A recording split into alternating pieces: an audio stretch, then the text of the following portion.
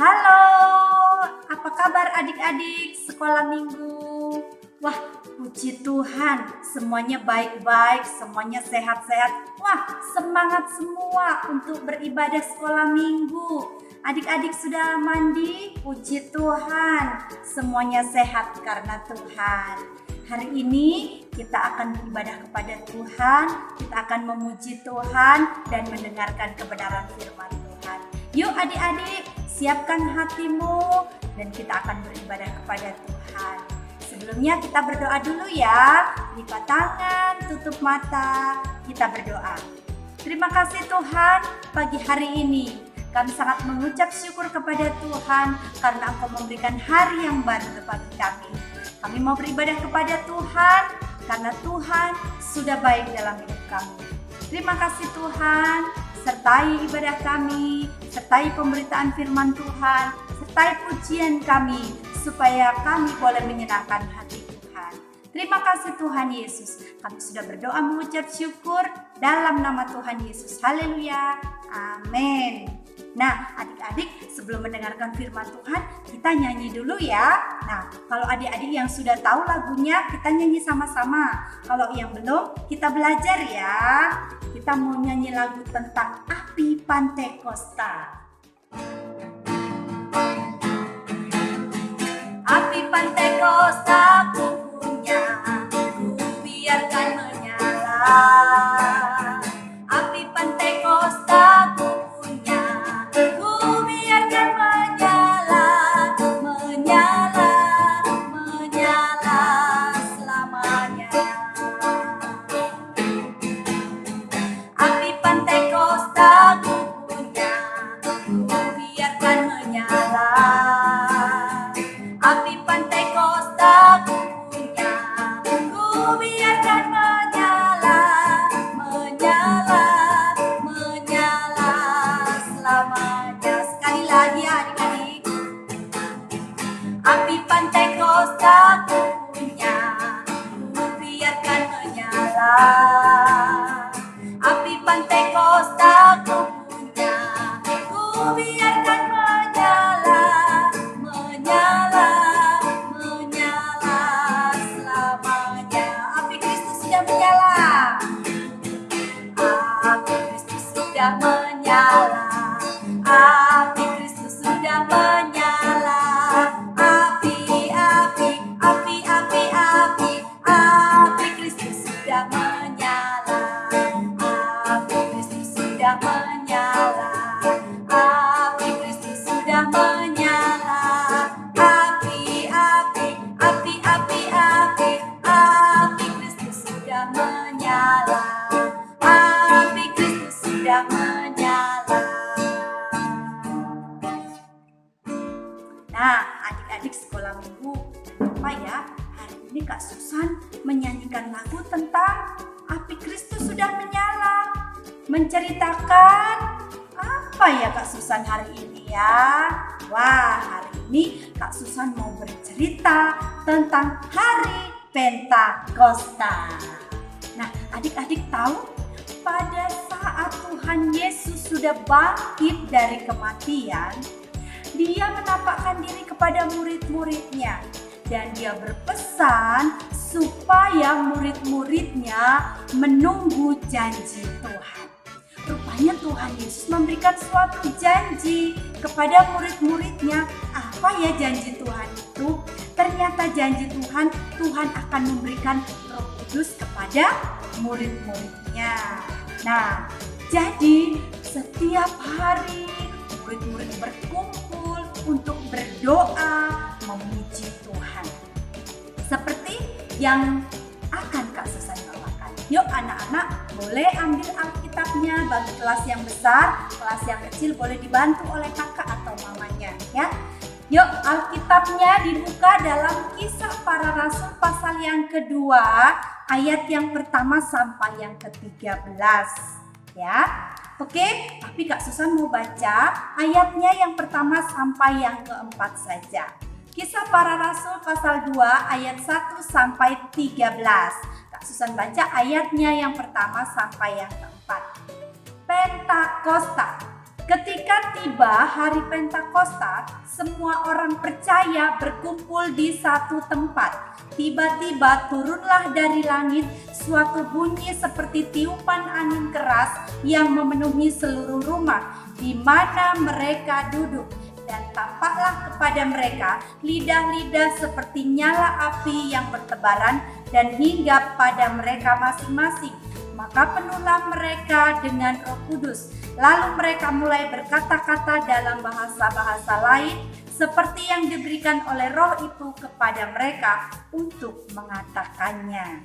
Nah, adik-adik sekolah minggu, rupa-rupanya semua orang percaya, murid-murid Tuhan berkumpul di satu tempat. Nah, kalau Kak Susan pelajari, tempat itu bernama Loteng Yerusalem, ya.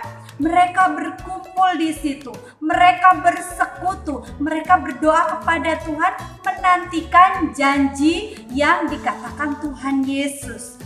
Sebelum Tuhan Yesus terangkat ke surga, Tuhan Yesus pernah memberikan janji yang tertulis di Kisah Para Rasul 1 ayatnya yang ke-8. Di situ dikatakan bahwa tetapi kamu akan menerima kuasa jikalau Roh Kudus turun ke atas kamu. Nah, jadi para murid-murid berkumpul di satu tempat, berdoa dengan sungguh-sungguh menantikan janji Tuhan Yesus. Tiba-tiba apa yang terjadi adik-adik?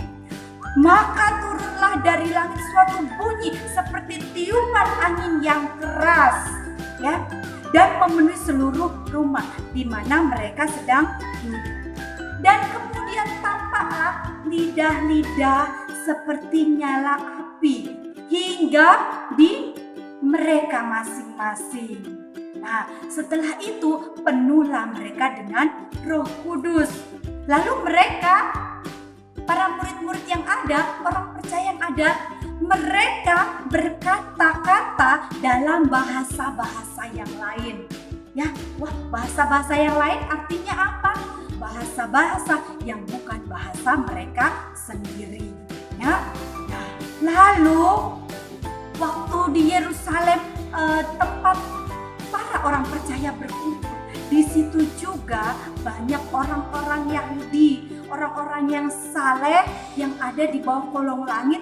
Nah, ketika mereka sedang melakukan aktivitas mereka mendengar bunyi yang didengar oleh murid-murid juga, yaitu seperti tiupan angin yang keras. Nah, ketika mendengar bunyi itu, orang-orang Yahudi, orang-orang yang ada di sekitar mereka berkumpul, berkerumun. Ya. Kemudian mereka bingung. Kenapa mereka bingung? Karena mereka mendengar para rasul-rasul, para orang percaya murid-murid Tuhan Yesus berkata-kata dalam bahasa-bahasa lain. Ya, lalu mereka berkata, loh, bagaimana mungkin mereka berkata-kata dalam bahasa-bahasa kita? Kan murid-murid Tuhan Yesus itu, orang-orang percaya itu, para rasul itu berasal dari Galilea. Nah, kok mereka bisa berkata-kata dalam bahasa kita? Rupa-rupanya adik-adik dikasih Tuhan, mereka berkata-kata dalam bahasa-bahasa lain. Seperti bahasa Partia, Media, Elam, bahasa Mesopotamia, bahasa Yudea, Kapadokia, Pontus, Asia, Frigia, Pamfilia, bahasa Mesir, dan juga daerah-daerah Libya, daerah Kirene, Kreta, dan bahkan bahasa Arab. Ya, itu yang dikatakan oleh para rasul dan murid-murid Tuhan yang lain. Mereka berbahasa-bahasa lain. Dari mana bahasa-bahasa itu? Tentunya Roh Kudus yang mengerjakan itu semua. Roh Kudus yang memberikan bahasa-bahasa itu pada lidah murid-murid Tuhan Yesus.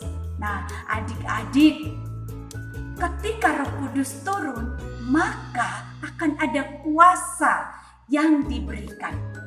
Nah, sama seperti murid-murid Tuhan Yesus. Mereka bisa berkata-kata dalam bahasa yang mereka tidak tahu artinya, tetapi orang yang mendengar bisa tahu artinya.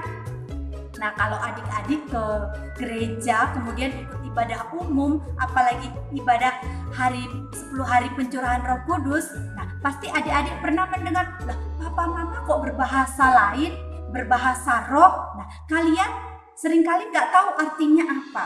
Nah, karena itu adalah bahasa yang terucapkan karena kuasa Roh Kudus. Tapi yang terjadi pada murid-murid, mereka berkata-kata dalam bahasa-bahasa lain yang dimengerti oleh orang-orang yang ada di sekitarnya.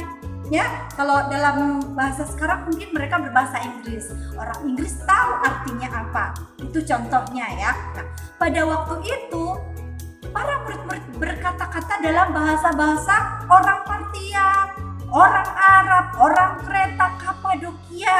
Nah, sedangkan murid-murid Tuhan Yesus yang berkata-kata itu tidak tahu artinya. Tetapi orang-orang yang di sekitar mereka tahu artinya, yaitu tentang pemberitaan firman Tuhan. Nah, adik-adik yang dikasihi Tuhan, mereka yang mendengarkan semuanya itu tercengang-cengang, terkejut, heran, bingung. Ya, nah, tapi ada juga orang yang tidak senang dan berkata kepada yang lainnya, apakah artinya ini? Tetapi ada juga orang lain yang menyindir, mereka itu sedang mabuk. Wah, orang dipenuhi kuasa Roh Kudus dibilang mabuk ya. Nah, itulah ada orang yang senang dan ada orang yang tidak senang. Tetapi pada saat hari ini adik-adik, dalam pemberitaan firman Tuhan, cerita firman Tuhan pada pagi hari ini tentang hari Pentakosta. Di sini inti firman Tuhan bahwa ketika murid-murid bersekutu dengan sungguh-sungguh, berdoa dengan sungguh-sungguh, maka Tuhan mencurahkan kuasa Roh Kudus. Tanda orang yang dipenuhi dengan kuasa Roh Kudus adalah berbicara dalam bahasa-bahasa lain, ya, dalam bahasa-bahasa roh. Ada yang dimengerti dan ada yang tidak dimengerti. Nah, kemudian kuasa Roh Kudus itu membuat para murid-murid menjadi orang-orang yang tidak takut lagi. Mereka menjadi berani, ya. Kisah selanjutnya bahwa murid-murid menjadi orang-orang yang berani. Adik-adik, bukan hanya para orang tua yang bisa dipenuhi dengan kuasa Roh Kudus. Nah, kalau kalian melihat Alkitab yang lain, di situ dikatakan bahwa anak-anak juga bisa dipenuhi dengan kuasa Roh Kudus kalau dia berdoa dengan sungguh-sungguh. Nah, adik-adik sekolah minggu juga bisa loh dipenuhi dengan kuasa Roh Kudus, dipenuhi dengan kuasa daripada Allah yang Maha Tinggi kalau adik-adik berdoa dengan sungguh-sungguh. Nah, mari adik-adik yang dikasihi Tuhan, minta pimpinan Tuhan, berdoalah sungguh-sungguh dengan tekun, maka Tuhan Yesus pun akan bisa mencurahkan kuasa Roh Kudus-Nya bagi adik-adik yang ada, bagi Kak Susan dan bagi adik-adik semua yang ada. Ya. Nah, untuk apa sih kuasa Roh Kudus? Nah, kalau kalian sudah dipenuhi dengan kuasa Roh Kudus, maka kalian akan punya keberanian untuk menjadi saksinya Tuhan. Ya. Demikianlah firman Tuhan pada saat pagi hari ini. Kak Susan percaya kalian bisa dipenuhi dengan kuasa Roh Kudus. Roh Kudus bisa memampukan kita, menghibur kita, memberikan kekuatan ketika kita lemah. Demikianlah firman Tuhan. Sekarang kita mau ayat hafalan. Ayat hafalan kita diambil dari Kisah Para Rasul 1 ayat ke-8. Sekali lagi ya, Kisah Para Rasul pasal 1 ayat yang ke-8.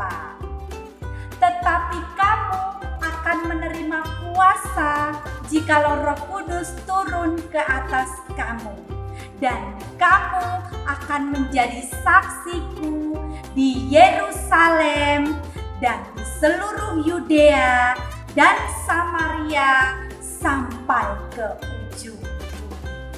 Adik-adik, ayat hafalannya dihafalkan, kemudian di video, kemudian dikirim ke Tante Lina atau ke Tante Nova. Ya, jangan lupa adik-adik tetap jaga kesehatan, selalu cuci tangan, pakai masker. Ya, Puji Tuhan, demikianlah firman Tuhan pada saat pagi hari ini. Kita akhiri dan kita akan berdoa. Mari anak-anak, lipat tangan, tutup mata, kita berdoa. Terima kasih Tuhan Yesus, kami bersyukur kepadamu karena Tuhan sudah baik dalam kehidupan kami. Engkau menjanjikan Roh Kudus dalam kehidupan kami.